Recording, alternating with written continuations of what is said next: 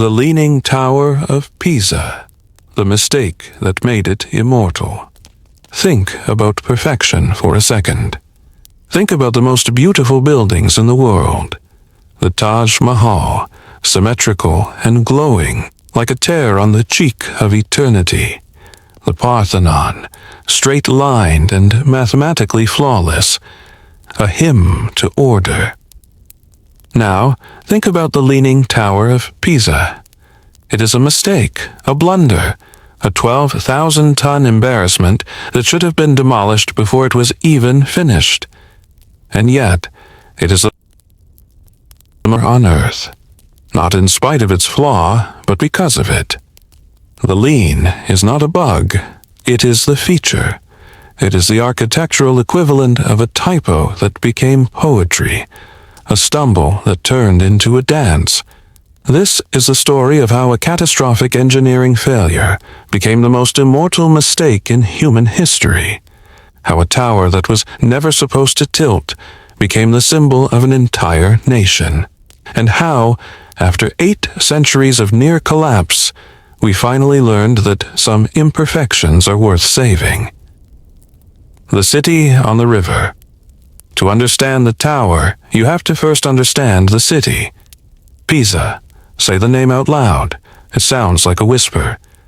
But in the 11th century, Pisa was anything but quiet. Imagine the Mediterranean Sea in the year 1000, a churning, violent, glorious soup of empires. The Byzantines to the east, the Fatimids to the south, the rising Norman powers to the west. And in the middle of it all, a small republic on the western coast of Italy, at the mouth of the Arno River. Pisa. Pisa had ships, not just fishing boats, warships, merchant galleys. The Pisan fleet was the terror of the Saracens and the envy of Genoa and Venice. Pisan sailors had charted the coasts of North Africa. Pisan traders had brought back spices from Alexandria, silks from Constantinople, ivory from the Levant. The city was drunk on wealth. And like all newly rich cities, Pisa wanted to show off, not with cars or clothes, with stone, with marble, with the most ambitious building program Europe had seen since the fall of Rome. The Piazza dei Miracoli, the Square of Miracles. That is the name they would eventually give to the open field on the northwestern edge of the city. A green carpet of grass, and on it 4 buildings that were meant to announce to the world, Pisa has arrived. First, the cathedral, a masterpiece of Romanesque architecture, striped in white and black marble, with layers of columns and blind arcades that seemed to shimmer in the Tuscan sun. Second, the baptistry, the largest in Christendom, a round, domed giant that would hold the entire population of a small town inside its echoing walls. Third, the Camposanto, the sacred cemetery, a long, cloistered rectangle of earth supposedly shipped back from Golgotha during the Crusades, a plot of holy dirt where the dead could rest in dignity. And fourth, the Campanile, the bell tower, a freestanding column of stone that would rise beside the cathedral, housing the 7 bells that would call the faithful to prayer. It was meant to be the crowning glory, the exclamation point on Pisa's declaration of greatness. It was meant to stand perfectly straight. It did not.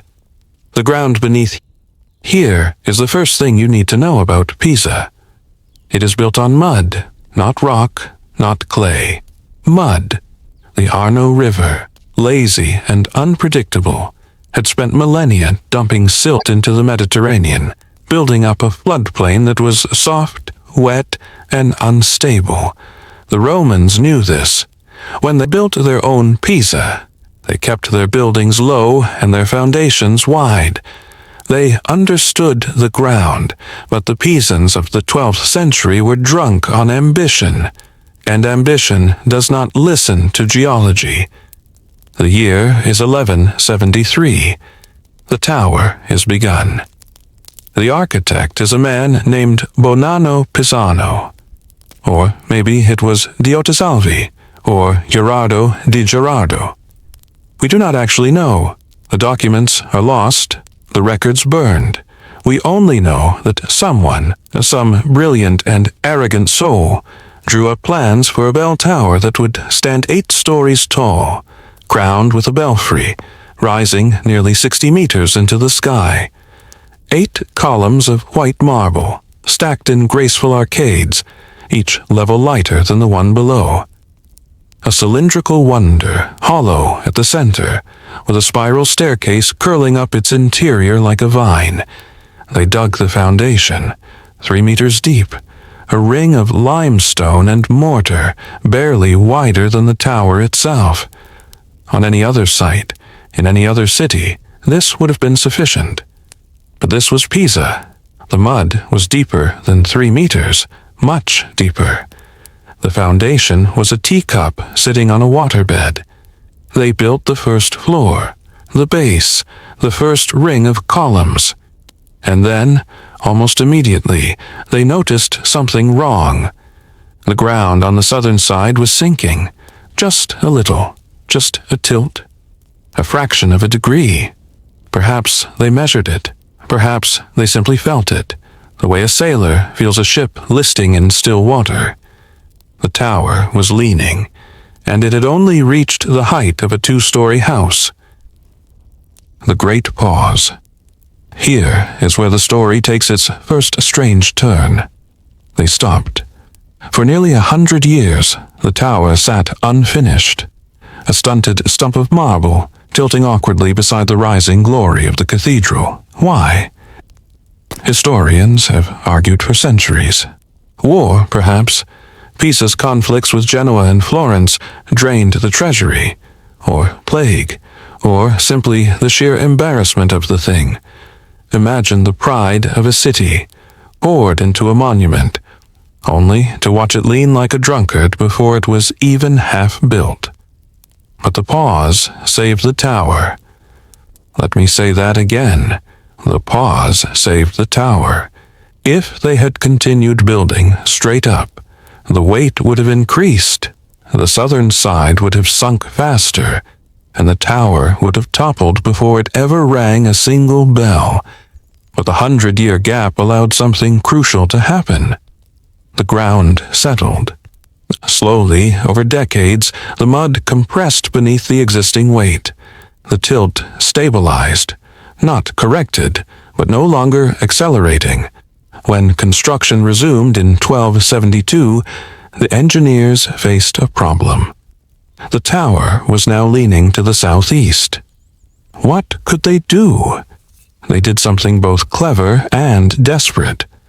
They started building the upper floors slightly taller on the southern side, a subtle curve, a banana-shaped correction invisible to the casual eye. They were not trying to make the tower straight. They knew that was impossible.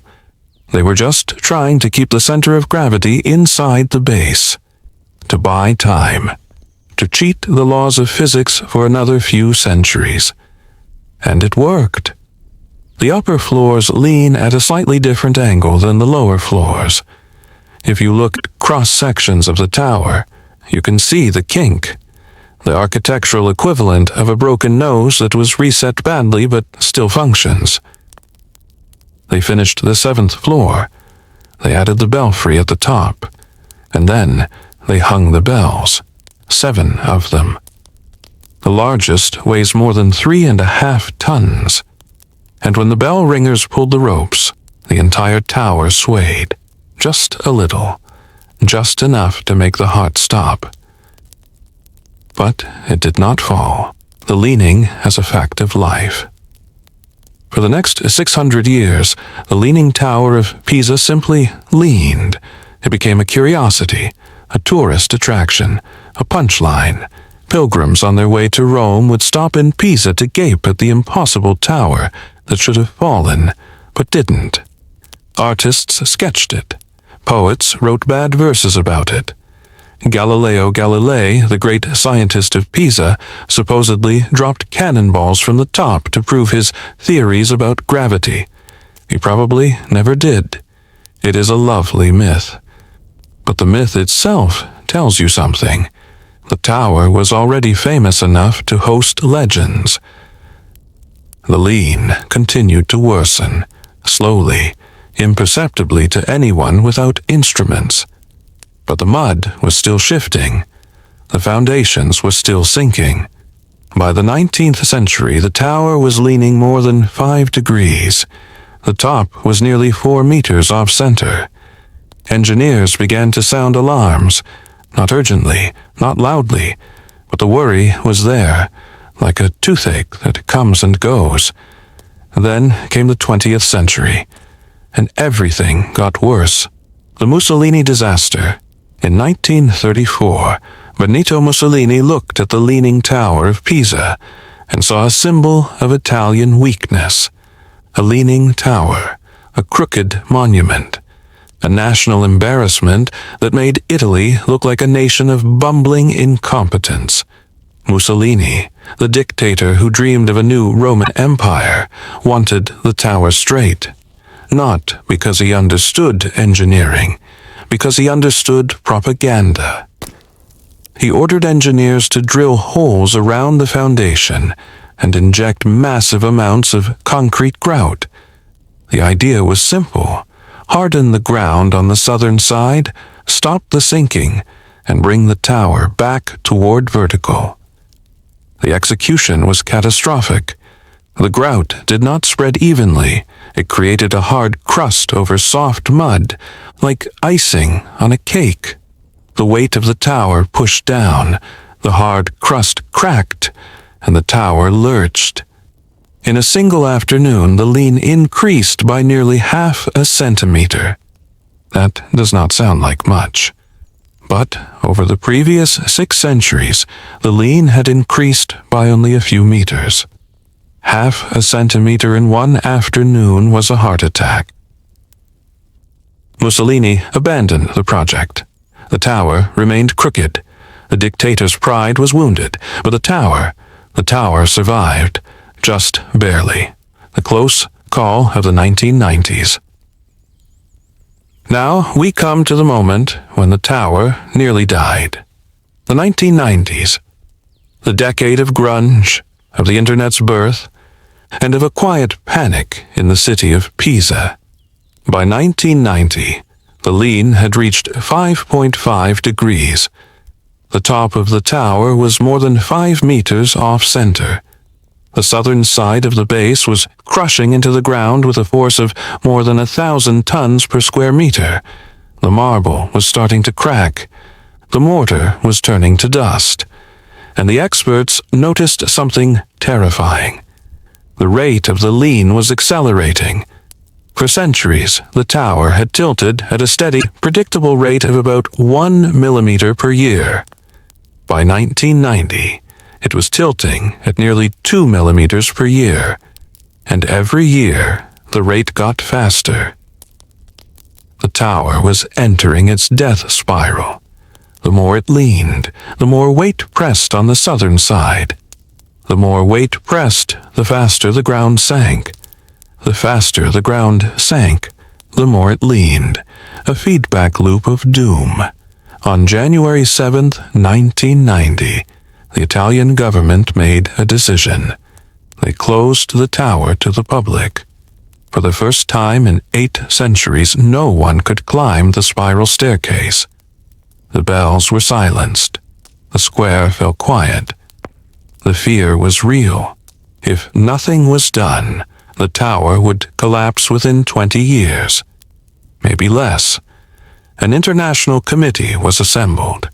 Geotechnical engineers from Japan, structural engineers from Britain, soil experts from the Netherlands, and one Italian professor named Michele Jamilkowski, who would become the tower's guardian angel.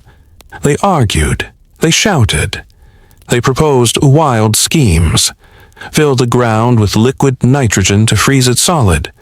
Anchor the tower to the earth with steel cables and tug it straight like a crooked tooth.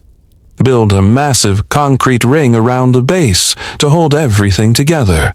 One by one, the bad ideas were discarded. And then, a quiet engineer named John Burland from Imperial College London proposed something counterintuitive, something that sounded like magic: soil extraction. The genius of the slow fix. Here is what John Burland noticed. The tower was leaning because the ground on the southern side was more compressible than the ground on the northern side. The southern mud was deeper, wetter, softer, so the southern side sank.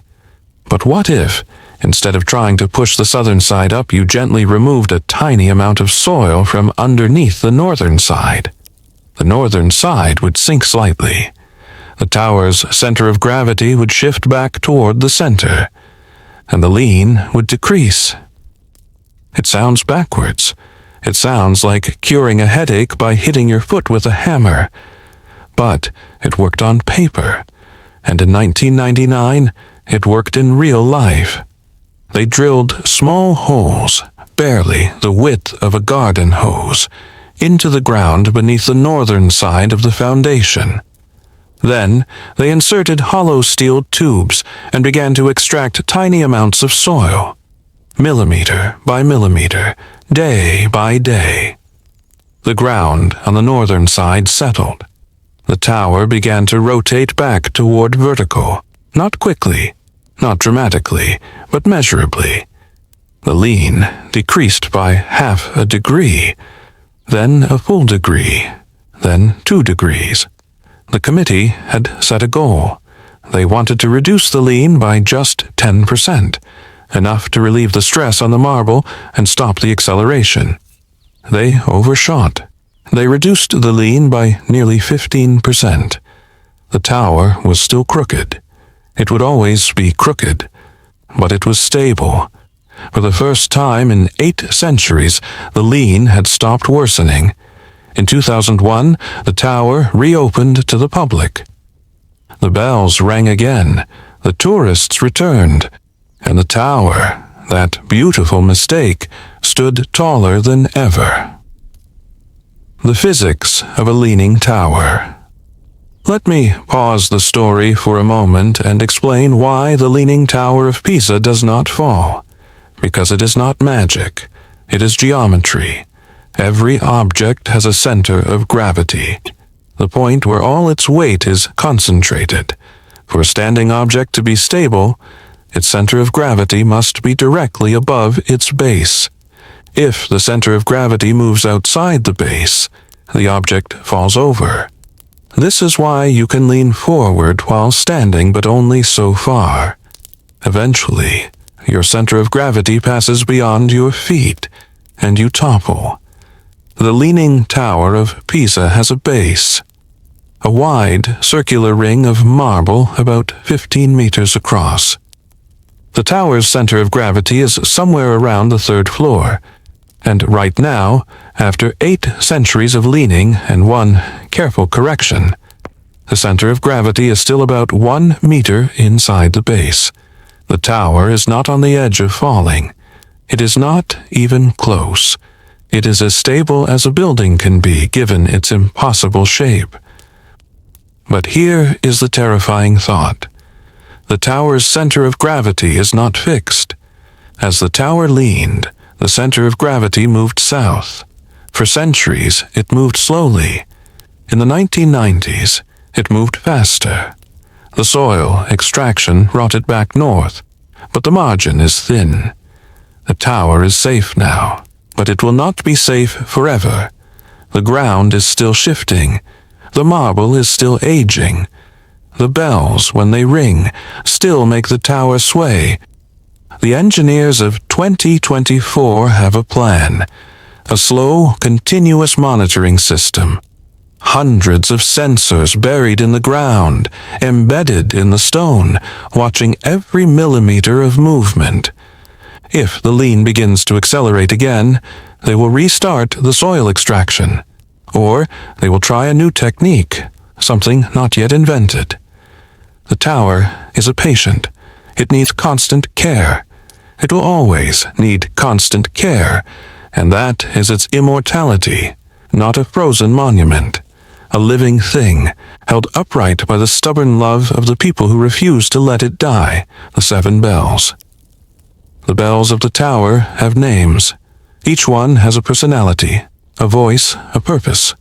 The largest is L'Assunta, the Assumption. She weighs 3.5 tons and rings in the key of D-flat. She is the slow one, the heavy one, the matriarch. When she sings, the tower shudders. The second largest is Il Crocifisso, the crucifix, cast in the 16th century, melted down and recast, always returning to the tower.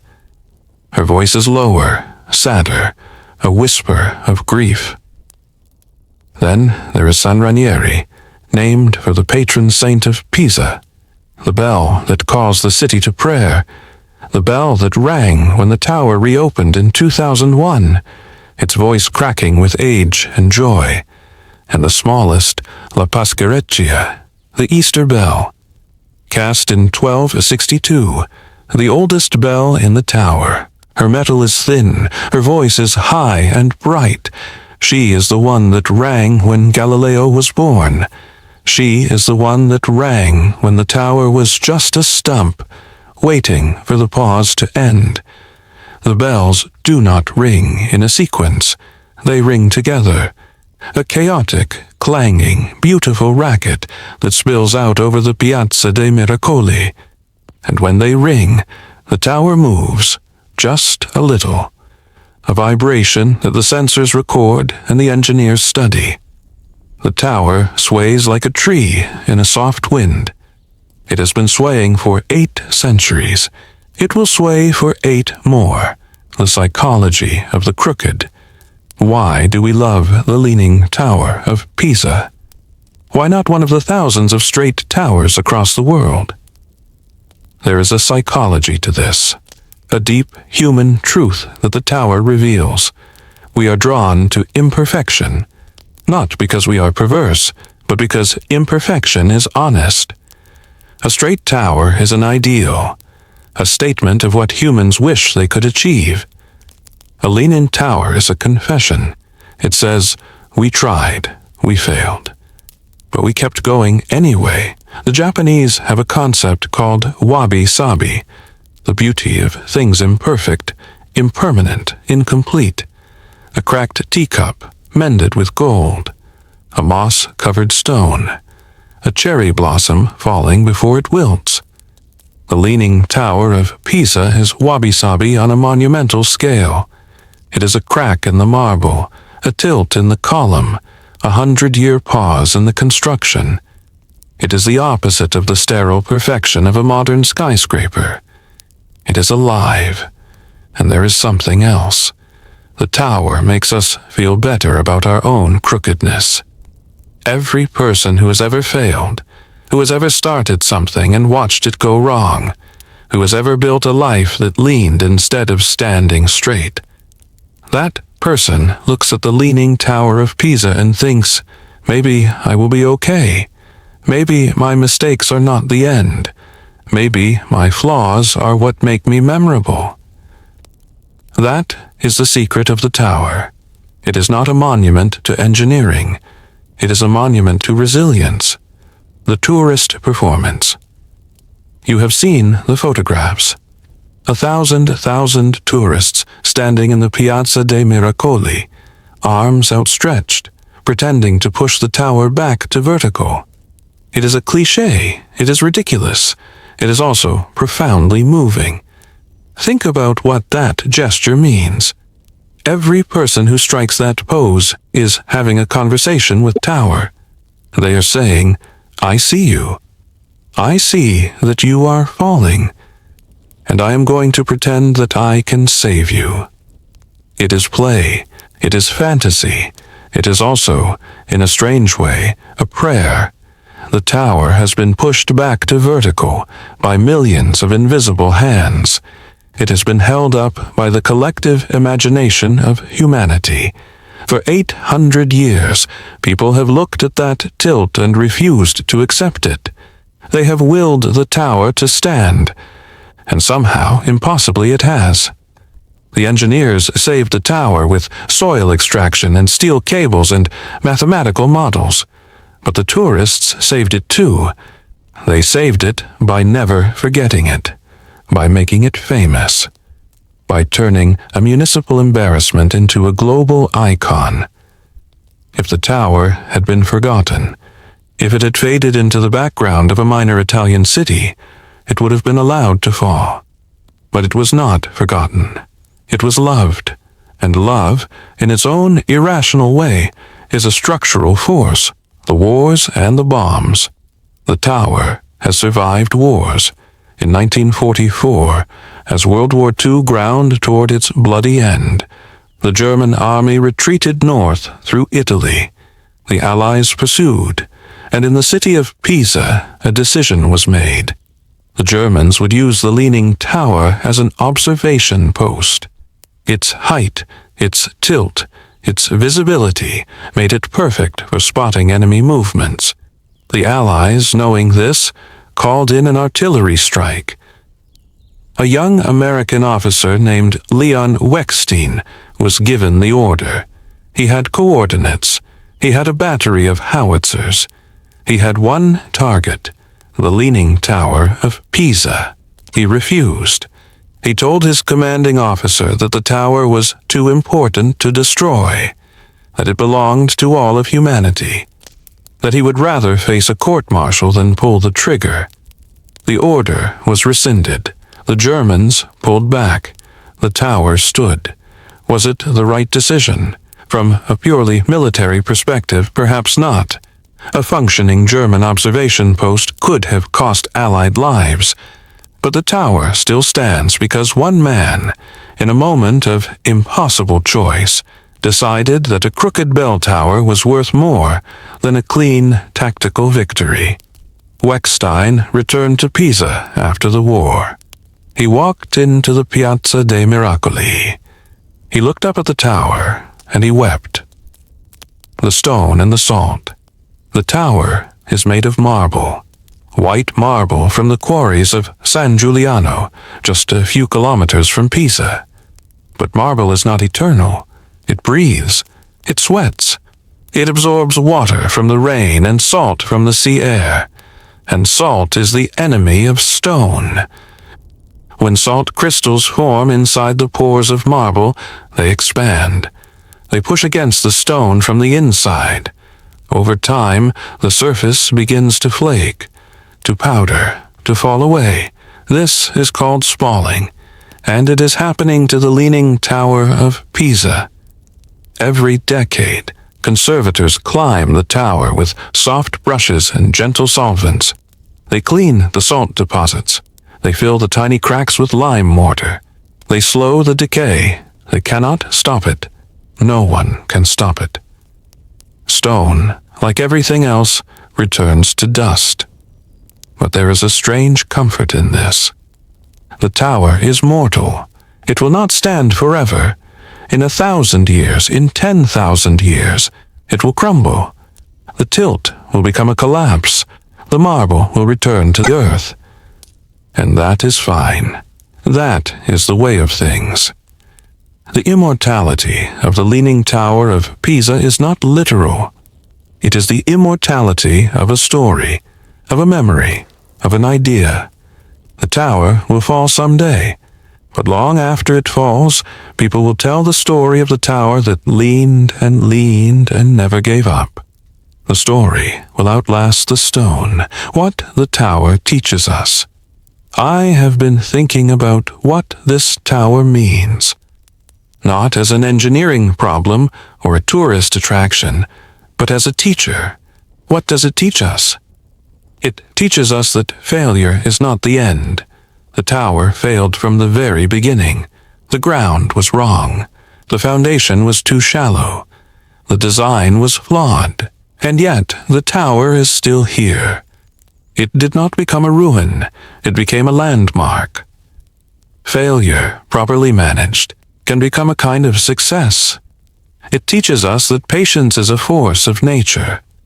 The 100-year pause, the centuries of slow leaning, the decades of careful correction, The tower has never been in a hurry. It has moved at the speed of mud, and that slow motion has saved it. We rush, we panic, we want fixes now, solutions now, results now. The tower whispers, slow down, wait, let the ground settle. It teaches us that imperfection is not weakness. The tower is crooked. It is deformed. It is a mistake carved in stone. And because of that mistake, it is the most famous tower in the world. There are thousands of straight towers.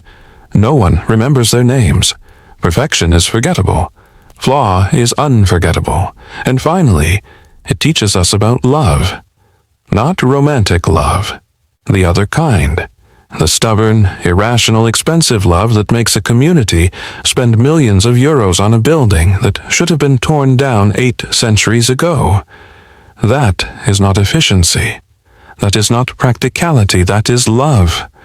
The tower stands because people loved it, not because it was useful or profitable or strategically valuable, because it was theirs, because it was beautiful in its brokenness, because they could not imagine the skyline without it. The future of the lean. What will happen to the tower in the next 100 years? The engineers have predictions. They are cautious predictions, hedged with maybe and perhaps and depending on the climate. But here is what they say. The tower will continue to lean, very slowly, less than a millimeter per year, if the soil extraction holds. The bells will continue to ring, but perhaps less often. The vibration is not dangerous now, but it could become dangerous in 50 years. There is talk of silencing the bells permanently, of turning the tower into a silent monument. The people of Pisa resist this. The bells are the tower's voice. Without them, it is just a crooked column of stone.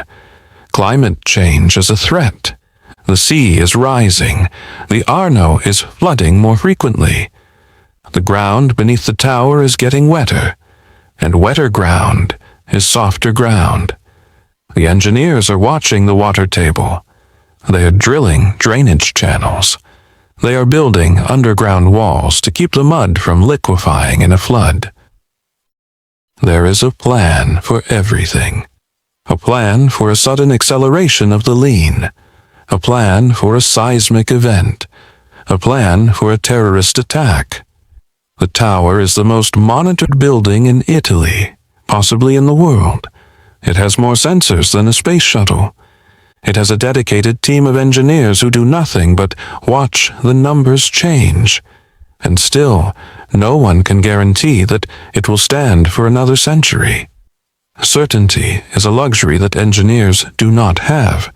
All they have is probability, and the probability is good, not perfect, but good. The Clone Wars. In the 1960s, a strange thing happened. A developer in the United States built a half-scale replica of the Leaning Tower of Pisa, not as a joke, as a commercial attraction. It was in Niles, Illinois, a suburb of Chicago. They called it the Leaning Tower of Niles. It was made of concrete. It did not lean naturally. The lean was designed in from the start. It was a fake, a copy, a tribute, and it was not the only one. There are leaning towers in Las Vegas, in Japan, in Germany, in Brazil. Some are careful copies. Some are loose interpretations. All of them are attempts to capture the magic of the original. None of them succeed, because the magic is not in the lean. The magic is in the story. The magic is that the lean was an accident, a genuine, unplanned, humiliating accident that became beautiful only because time made it so. You cannot fake that. You cannot build a mistake on purpose. The Leaning Tower of Pisa is authentic in a way that no replica can ever be. It is a real failure, honestly preserved, honestly loved. That is why we travel across oceans to see it. Not because it is a wonder of engineering, but because it is a wonder of honesty. The view from the top. I want to take you to the top of the tower. Not physically, but in imagination. Close your eyes. You have climbed the spiral staircase. 294 steps. The steps are worn smooth by 8 centuries of feet. The walls curve around you, tilting slightly to the south. You feel the lean in your inner ear, a persistent, gentle wrongness, like standing on the deck of a ship in still water. You emerge into the belfry. The air is cool. The bells hang above you, massive and silent, and you look out. Below you, the Piazza dei Miracoli spreads like a green tablecloth. The cathedral, striped and solemn, the baptistery round and domed, the Camposanto, long and white, and beyond, the red roofs of Pisa tumbling toward the Arno, the river, brown and lazy, the mountains in the distance, purple in the afternoon light. And you feel it, the tilt. From up here, the lean is not a defect. It is a perspective. The world looks different from a crooked tower.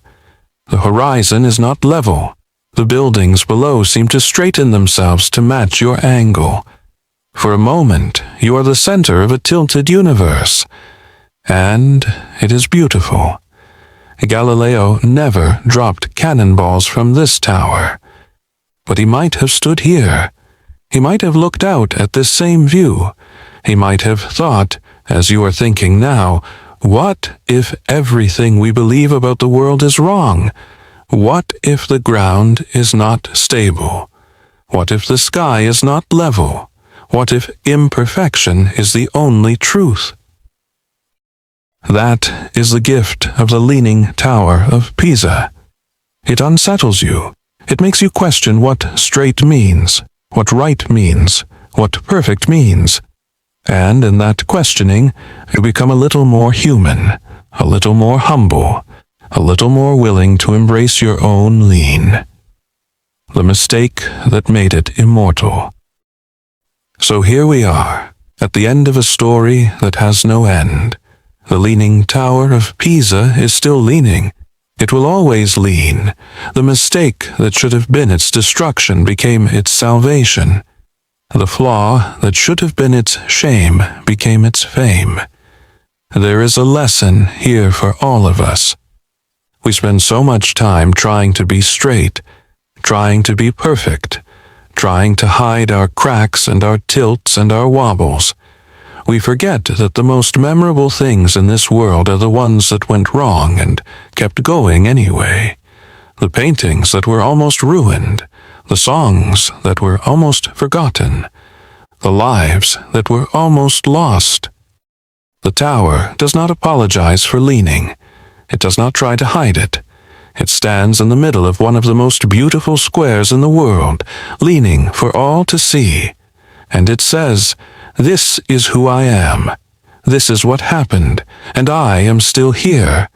That is immortality, not endless time, endless meaning. The tower will fall someday. The stone will crumble. The name Pisa will fade from the maps of whatever future civilizations rise and fall after us. But the story will remain. The story of the mistake that leaned and became beautiful. That story is eternal. So the next time you fail, the next time you build something crooked, the next time you feel yourself tilting off balance, remember the tower. Remember that a 12,000-ton bell tower has been leaning for 800 years and has not fallen.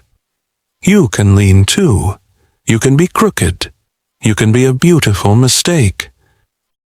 And maybe, just maybe, you will become immortal, the ghosts of the unfinished. Before we go any further, I want to take you back to a moment we only touched on earlier. The pause. That strange 100-year gap between the 3rd floor and the 4th. We know the tower stopped growing, but we do not fully know why, And that mystery is as important as anything the engineers have done. Imagine the scene in 1185. The tower is a stump. 3 galleries of columns, capped with a rough, unfinished edge. The marble is already tilting. The workmen have packed up their tools and gone home. The wooden scaffolding has been dismantled.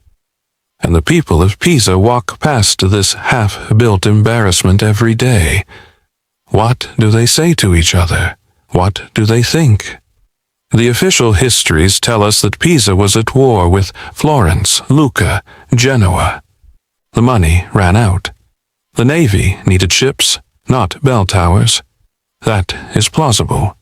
But war does not last 100 years. Something else was at work. Shame, perhaps. The embarrassing truth that the foundation had been laid on mud. The architects must have known. The city fathers must have known. But admitting a mistake of that magnitude would have been political suicide.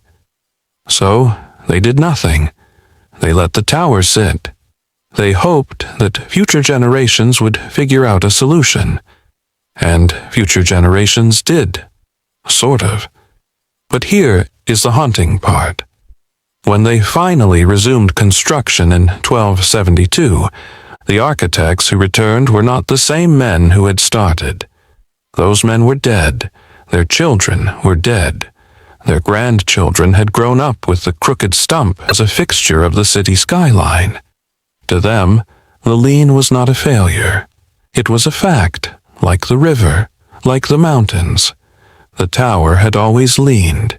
It would always lean. Their job was not to straighten it. Their job was to finish it. That shift in perspective is everything. The first generation saw the lean as a catastrophe. The third generation saw it as a feature. And that is how the tower survived. If the original builders had tried to fix the lean in 1180, they would have torn the whole thing down and started over. But they died before they could. Their grandchildren, lacking the emotional baggage of the original failure, simply worked around it. There is a lesson here about how we handle our own mistakes. The ones that feel catastrophic in the moment often look manageable to the next generation. Time does not heal all wounds, but it does change how we see them. The Black Death and the Silent Tower. The year 1348. The Black Death sweeps through Europe. In Pisa, as in every other city, people die by the thousands. They die in their beds. They die in the streets. They die in the cathedral, begging for last rites. The tower, now nearly complete, stands silent. The bells do not ring. There is no one left to ring them. The plague killed 1/3 of Europe's population. In some cities, half. The workforce that had built the tower vanished. The masons, the carpenters, the rope makers who had hauled the marble blocks up the scaffolding, the blacksmiths who had forged the iron clamps that held the stones together, gone. And yet, the tower did not fall. It could have. Without maintenance, the wooden beams inside the spiral staircase could have rotted. The lead flashing on the roof could have leaked. The marble could have cracked in the winter frosts. But the tower endured. Not because anyone was taking care of it. Because it was, by then, already so crooked that its own weight had become a kind of stabilizing force. The lean had created a counter-pressure that locked the stones together. This is one of the great ironies of the tower's history. The same flaw that made it unstable in the short term made it resilient in the long term. A straight tower, perfectly balanced, is vulnerable to small disturbances, a slight shift in the foundation, and it topples.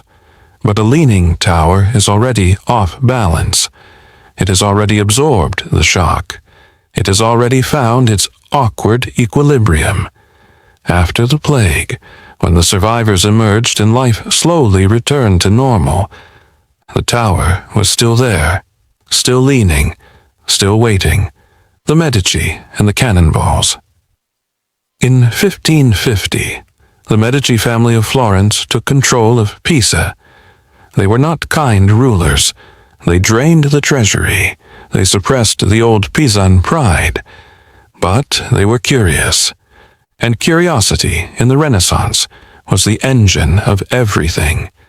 Cosimo I de' Medici, the Grand Duke of Tuscany, heard rumors about the Leaning Tower. He sent his court scientists to investigate.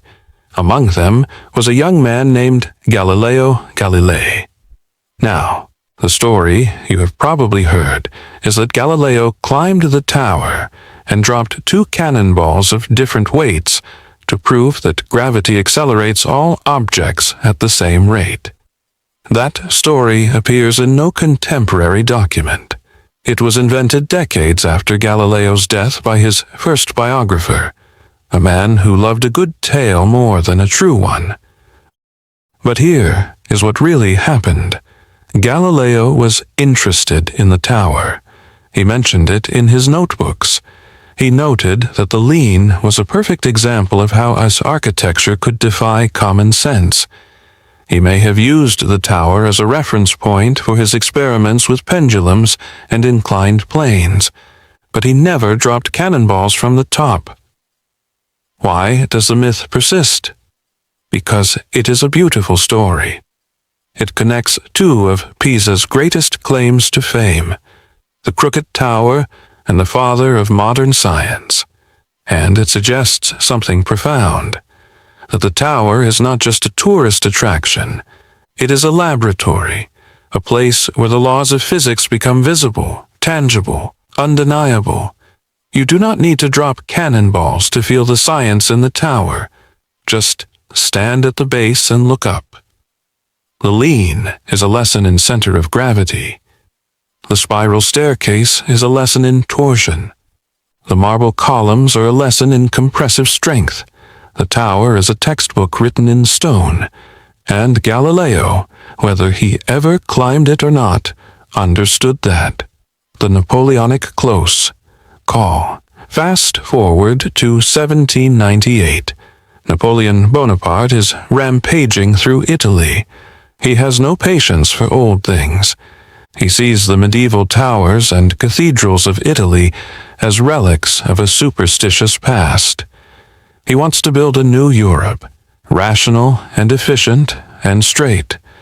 The Leaning Tower of Pisa came very close to being demolished. Napoleon's commissioners toured the city. They made lists of buildings that could be torn down for their stone. The tower was on the list. The marble could be reused for bridges and barracks. The lead in the roof could be melted down for bullets. The iron clamps could be reforged into cannon. What saved it? Not sentiment, not beauty, math. The commissioners calculated the cost of demolishing the tower. They would need scaffolding. They would need workmen. They would need to remove the rubble from the city. The numbers did not add up. It was cheaper to leave the tower standing than to tear it down. And so Napoleon's army marched on. The tower stood, a mistake saved by accounting. That is a recurring theme in the tower's history. It survives not because people love it, but because people are too lazy, too cheap, or too distracted to kill it. Survival by neglect. It is not heroic, but it works. The British Romantics and the invention of the tourist gaze. In the early 19th century, a new kind of traveler appeared in Europe, the grand tourist. Wealthy young British men and women, fresh from Oxford and Cambridge, spending months or years wandering through France, Switzerland, and Italy. They wrote letters home, they kept journals, they sketched, and they fell in love with the Leaning Tower of Pisa. For the British Romantics, the tower was not an embarrassment. It was sublime, a word they used for anything that mixed beauty with terror. A raging waterfall, a jagged mountain peak, a crooked bell tower. The lean was not a flaw, It was a thrill. Lord Byron mentioned the tower in his poem Childe Harold's Pilgrimage. He called it the Leaning Tower of Pisa, with its brave tilt. He made it sound romantic, dangerous, alive. Shelley wrote about it. Ruskin analyzed its architecture. Dickens visited and called it a thing that ought to be straight but is not, and so makes you think of all the other things in life that ought to be straight but are not. The British tourists started a tradition. They would stand at the base, tilt their heads, and laugh, not at the tower, with it. They would pose for drawings and later photographs, pretending to hold it up. The first holding up the tower photographs date from the 1840s. The daguerreotype had barely been invented, and already tourists were making the same joke we make today. That joke is not trivial. It is a ritual, a way of saying, I see you, I acknowledge your flaw, and I love you anyway. The British Romantics taught the world how to look at the tower, not as a failure, as a friend. The underground water and the hidden enemy. We have talked about the mud, but let me tell you about the water, because the water is the real enemy. Beneath the Leaning Tower of Pisa, there is an aquifer, a layer of sand and gravel saturated with water, fed by the Arno River and by rain that falls on the hills to the east. The aquifer is deep, 30 meters down, maybe 40, and it moves. Slowly, imperceptibly, the water flows toward the sea. As it flows, it carries tiny particles of silt with it. The ground is constantly, subtly eroding from below. This is called internal erosion, and it is the reason the tower's lean has never stopped. The soil extraction in the 1990s removed some of the material on the northern side. But the aquifer keeps moving, keeps shifting, keeps undermining. The engineers have installed a system of drainage wells around the tower. They pump water out of the ground at a carefully controlled rate. Not too fast or the ground will settle unevenly. Not too slow or the erosion will continue. It is a balancing act. A slow, quiet war against the hidden river. They have also installed a network of fiber optic sensors. These sensors measure the temperature, the humidity, the electrical conductivity of the soil. They can detect a change of less than 1 part in a million. They send data to a control room in a nearby building, where engineers watch the numbers change on a screen. If the numbers move outside a predefined range, an alarm sounds, and the engineers go to work. The tower is not just a monument. It is a patient in intensive care, monitored second by second, treated with the most advanced medical technology, except the medicine is civil engineering, and the disease is gravity. The 1960s, close call that no one talks about. In the 1960s, before the Mussolini grout disaster had been fully studied, another plan was proposed. A group of Japanese engineers suggested encasing the entire base of the tower in a massive concrete ring. The ring would be buried underground, invisible. It would lock the foundation stones together and prevent further sinking. The plan was almost approved. The money was almost allocated. The work was almost begun. Then a young geologist named Carla Vigiani published a paper. She had been studying the soil around the tower for years.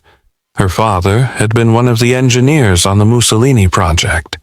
She had grown up hearing stories of the grout disaster.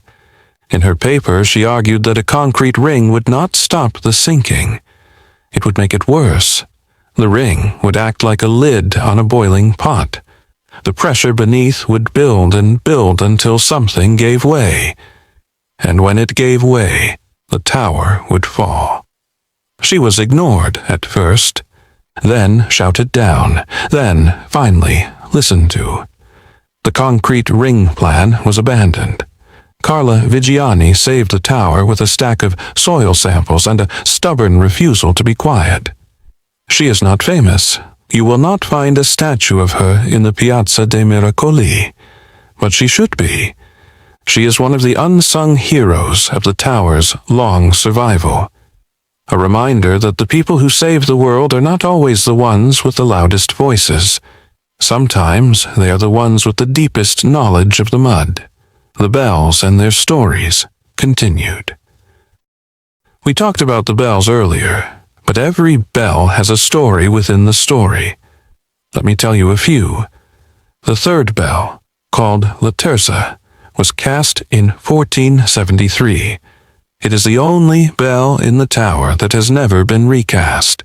The metal is original. When you hear La Terza ring, you are hearing the exact same sound that Pisans heard 550 years ago. That sound has traveled through the air, through the centuries, unchanged. It is time travel made audible. The fourth bell, La Vespuccia, is named for the Vespucci family, not the same family as Amerigo Vespucci, the explorer who gave his name to America. A different branch. The Vespuccis of Pisa were merchants. They paid for the bell as a penance. One of their ancestors had committed a terrible crime, though the records do not say what. The bell was meant to ring for his soul, to call the living to pray for the dead. The fifth bell, La Dal Pozzo, was cast in 1606. It cracked in 1842 and was recast. It cracked again in 1911 and was recast again. It is the bell that refuses to stay whole. Some bells, like people, are prone to breaking. The tower holds them anyway. The sixth bell, La Croce, is the only bell that is never rung. It is too fragile. The metal has become brittle over the centuries. If the clapper struck it, the bell would shatter. So La Croce hangs in silence, a mute witness. The other bells ring around it. It listens. It remembers. The seventh bell, La Misericordia, is the bell of mercy. It was rung only when a prisoner was about to be executed. One stroke for each year of the condemned person's life. The people of Pisa would stop in the streets and count the strokes. They would whisper the age of the dying. The bell was silenced in 1786 when the death penalty was abolished in Tuscany. It has not rung since, but it is still there, waiting. The Leaning Tower in literature and film. The tower has appeared in more books and movies than any other building in Italy, except perhaps the Colosseum. Let me give you a quick tour. In literature, the tower shows up in Dante's Divine Comedy. He never names it directly, but scholars have found a reference in the Inferno, where he compares the giants of the underworld to the Tower of Pisa leaning. The tower was already a metaphor for monstrous instability.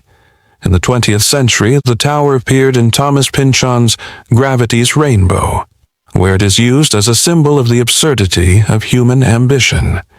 In Dan Brown's Inferno, the tower is the setting for a chase scene. In Umberto Eco's The Name of the Rose, one character mentions the tower as an example of how God's creation is never perfect. In film, the tower has been destroyed and rebuilt dozens of times. In the 1953 movie Roman Holiday, Audrey Hepburn pretends to push the tower straight. In the 2006 film The Da Vinci Code, Tom Hanks runs through the Piazza dei Miracoli. In the 2016 animated film Sing, a pig drives a car through a replica of the tower. The tower is so famous that it has become a visual shorthand for Italy. You see it in advertisements, on postage stamps, in cartoons. It has been parodied, mocked, imitated, and adored. It is one of the most reproduced images in human history. And yet, the real tower is not an image. It is stone. It is leaning. It is there. The physics of the lean. Let me go deeper into the physics, because the more you understand, the more astonishing the tower becomes. The tower's weight is approximately 14,500 metric tons. That is about the same as 2 Eiffel Towers. That weight is distributed unevenly. The southern side carries about 10% more load than the northern side. That extra load is what causes the ground to compress. The ground beneath the tower is composed of 3 distinct layers. The top layer is about 2 meters thick. It is silty clay, soft and compressible. The middle layer is about 8 meters thick. It is a mixture of sand and clay, with pockets of shell fragments from ancient marine life. The bottom layer is about 12 meters thick. It is dense sand, compacted by millennia of pressure. Below that, the aquifer. The tower's foundation is a ring of marble and mortar. It is not a solid slab. It is a donut. The open center of the donut is filled with the same silty clay as the top layer. When the tower leans, the foundation ring tilts. The clay inside the ring acts like a cushion. It compresses on the southern side and expands on the northern side. That cushion is the only reason the tower has not shattered its own foundation. Engineers call this phenomenon bearing capacity failure with partial mobilization. It is a mouthful, but what it means is simple. The ground is failing, but failing slowly. If the clay were a little wetter, the failure would be sudden. If the clay were a little drier, the failure would have happened centuries ago. The tower exists in a narrow window of conditions, a Goldilocks zone of collapse, the restoration that almost killed the tower. In 1838, an architect named Alessandro Gherardesca had an idea. He noticed that the base of the tower was buried under centuries of accumulated dirt and debris. The original ground level had been more than 2 meters lower. He wanted to excavate around the foundation, to expose the base, to let visitors walk around it and marvel at the stones. He did not consult a geotechnical engineer, because geotechnical engineering did not exist yet. Gherardesca dug a trench around the tower. He removed the dirt. He exposed the foundation ring, and the tower immediately leaned another few centimeters. The water table rose. The clay on the southern side became saturated. The lean accelerated. Gherardesca realized his mistake. He tried to stop the excavation, but the damage was done. The tower had taken a lurch toward collapse. It would take more than a century for the lean to stabilize again. This is the great danger of the tower. Well-meaning interventions. Over the centuries, more damage has been done by restorers than by earthquakes, wars, or floods. The tower survived nature. It barely survived human beings. The modern monitoring system. Today, the tower is the most measured building in the world. Let me tell you about the instruments. There are 256 crack gauges attached to the marble. Each gauge is a thin strip of metal that changes electrical resistance when the stone moves. The resistance is measured 1,000 times per second. There are 122 temperature sensors embedded in the foundation, the columns, the belfry. They track the expansion and contraction of the stone as the sun heats it and the night cools it. There are 48 inclinometers buried in the ground around the tower. They measure the tilt of the soil, not the tower itself. If the ground starts to shift, the inclinometers know before the surface moves. There are 16 piezometers, which measure the pressure of the water in the aquifer. They are drilled to depths of up to 50 meters. There is a GPS receiver on the top of the tower, locked onto satellites. It can detect a movement of less than a millimeter. And there is a robotic total station, a surveying instrument that scans the entire tower every hour. It creates a three-dimensional model of the structure, comparing it to the model from the previous hour. If the tower has moved, the total station knows exactly where and how much. All of this data flows to a control room in the Palazzo dell'Opera, a medieval building on the edge of the Piazza dei Miracoli. The data is displayed on a wall of screens. Green numbers mean safe. Yellow numbers mean caution. Red numbers mean emergency. The red numbers have never appeared. Not once. The tower is stable. But the engineers do not trust stability. They trust data, the economics of a crooked icon. Let me talk about money, because the tower is not just a monument. It is an industry. Before the COVID-19 pandemic, the Leaning Tower of Pisa attracted more than 5 million visitors per year. They paid entry fees, they bought souvenirs, they ate in restaurants, they slept in hotels. The total economic impact of the tower on the city of Pisa was more than 200 million euros per year. That money pays for the monitoring. It pays for the engineers. It pays for the conservators who clean the marble. It pays for the security guards who keep tourists from climbing on the columns. The tower is profitable. It earns more than it costs. But that profitability is a trap. If the tower ever becomes unsafe, if it has to close again, the city of Pisa will lose its economic engine. There are contingency plans. The city has diversified its tourism offerings. The cathedral is magnificent. The baptistery is stunning. The museums are world-class. But everyone knows the truth. Without the tower, Pisa is just another beautiful Italian city. With the tower, it is a global destination, so the pressure to keep the tower open is immense. Economic pressure, political pressure, social pressure. The engineers feel it. They are asked, sometimes quietly, to certify the tower as safe even when the data is ambiguous. They refuse. The tower's safety is not negotiable. But the pressure remains. The Leaning Tower of Pisa and the modern world.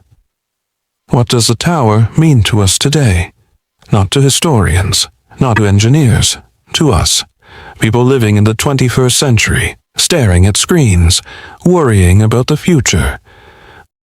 I think the tower is a symbol of resilience, not the resilience of the strong, but the resilience of the flawed.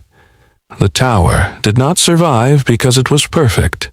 It survived because it was flexible. It bent. It shifted. It found a way to stand even when it should have fallen. We live in a world that demands perfection. Perfect bodies, perfect careers, perfect relationships, perfect opinions. The tower stands against all of that. It says, you can be crooked. You can be a mess. You can be the product of 1,000 mistakes. And you can still be beautiful. You can still be loved. You can still stand for 800 years. There is a reason the holding up the tower pose is so popular. It is a joke, but it is also a prayer. We are all holding up the tower. Every tourist who visits, every engineer who monitors, every historian who writes, every parent who tells the story to a child. We are all pushing back against the collapse, and the tower pushes back against our own collapse. It is a mirror, a crooked mirror, but mirrors do not need to be straight to show the truth. The future continued. What will the tower look like in the year 3000? It is impossible to say, but we can guess. The marble will be darker, the surface will be rougher. The salt will have eaten away the sharp edges. The columns will be thinner, their carvings worn smooth by 1,000 more years of wind and rain. The lean will be different. It might be less if future engineers continue the soil extraction. It might be more if the aquifer shifts or if the climate changes more dramatically than predicted. It might be the same, locked in by some technology we cannot yet imagine. The bells will be silent, not because anyone silences them, because the metal will have become too brittle to ring. The clappers will be removed. The bells will hang, mute, like the one that already hangs in silence today. The tourists will still come, but they will not be allowed to climb the stairs. The stone will be too fragile. They will walk around the base, looking up, taking photographs with their phones. They will still pretend to hold up the tower. That joke, that prayer will survive. The Piazza dei Miracoli will be different. The sea level will have risen. The Arno will have flooded many times. The ground beneath the tower will be wetter. The engineers of the year 3000 will have installed a system of pumps and drains that would seem like magic to us. They will keep the water away from the foundation. They will keep the tower standing. But nothing lasts forever. Even the pyramids are crumbling. Even the mountains are shrinking. The tower will fall. Not in our lifetimes, not in our grandchildren's lifetimes, but someday. And when it falls, it will not fall because of a mistake. It will fall because everything falls. Entropy is the only law that cannot be broken. And yet, the story will remain. The story of the tower that leaned and became immortal. That story will outlast the stone. It will outlast the city. It will outlast our species, if there is anyone left to tell it. The story is the real tower. The stone is just a container. A letter from the future. Let me end this long, wandering story with a letter. Not a real letter. I imagined one. From a person living in the year 3000, looking back at us. To the people of the early 21st century, I am writing this on a device you would not recognize. The language I am using is not the same as yours, though it has grown from it. I am a historian. I study your time, and I want to thank you. You saved the Leaning Tower. You did not have to. It would have been cheaper to let it fall. It would have been easier to tear it down, but you did not. You spent money you could have spent on other things. You devoted lifetimes to studying mud and marble. You argued, you fought, you compromised, and you kept that crooked bell tower standing. Because of you, I can walk to the Piazza dei Miracoli. It is different now. The sea is closer. The air is warmer. The cathedral has lost some of its marble cladding, but the tower is still there, still leaning, still impossible. I have climbed the stairs. The steps are so worn that they are almost smooth. I have stood in the belfry and looked out at the green square below. I have felt the tilt in my inner ear. I have listened to the silence of the bells, which no longer ring. And I have thought of you, the people who refused to let this beautiful mistake die. You did not know me. You could not imagine my world. But you built something that reached across the centuries and touched my life. Thank you, sincerely, a citizen of the year 3000. The last word. I have told you many things in this long script. I have told you about mud and marble, about wars and plagues, about tourists and engineers, about mistakes and miracles. I have tried to be honest. I have tried to be clear. I have tried to let the tower speak for itself. But now it is time for the last word. And the last word belongs to the tower. Go to Pisa if you can. Walk across the green grass of the Piazza dei Miracoli. Stand at the base of the tower. Look up. Feel the tilt. Place your hand on the cold marble. Close your eyes. Listen. You will not hear the bells. They only ring at certain hours. But you will hear something. The wind moving through the columns, the distant sound of traffic, the murmur of tourists, and beneath all of that, a deeper sound, the sound of stone settling, the sound of weight pressing on mud, the sound of 8 centuries of leaning. The tower is speaking. It is saying, I am still here, I am still crooked, I am still standing, and that is enough.